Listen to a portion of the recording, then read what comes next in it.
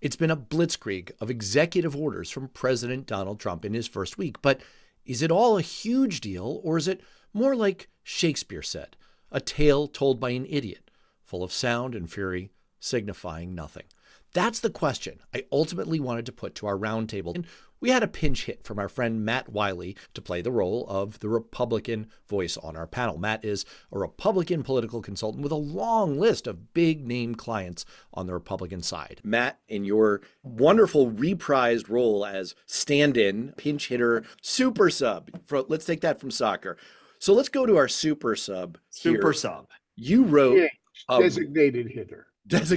You wrote a really outstanding op-ed that's all over the McClatchy service. Your op-ed is in lots and lots of newspapers around the country, and you're arguing as a Republican that it's sort of like the My Cousin Vinny defense. Everything that guy just did is bullshit. Everything that guy just said is bullshit.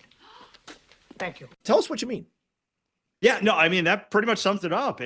Look, there's a ton of things Trump did on day one that as a Republican, as a policy, I'd be like, that's great. I love this. But executive orders are way over the top. I mean, we hated these things when Obama did it in 2014 on immigration. And now we're up there applauding this. This is ridiculous. I hate executive orders. It's a abuse of power. It's not necessary. We control the House, the Senate.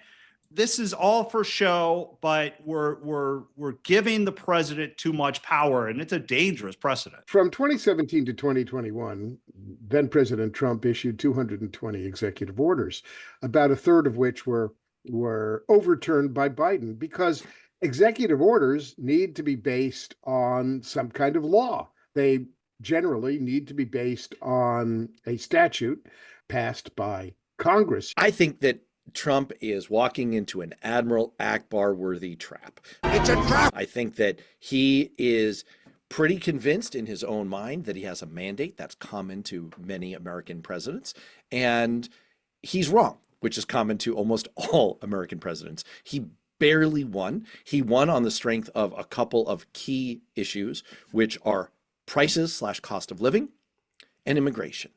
And his ability to do things on both is both limited and tied to his ability to work with Democrats who still occupy positions of power within Congress. And they rely on the ability of his own executive branch agencies to competently rewrite and form regulations, which is time consuming. And the more that he attacks his own workforce and tries to replace them with MAGA loyalists, the less competent and able to fill out his policy intentions they will be. I think that he is going to be in a trap and a quagmire. It's a quag trap. And I think that this week may represent, it's sort of like the apocryphal story attached to Admiral Yamamoto, which apparently was, he said, look, if we execute the sneak attack on Pearl Harbor, we will run wild for several months, and then we will have grabbed the wolf by the ears, or trod the tiger's tail is the more Asian version of that.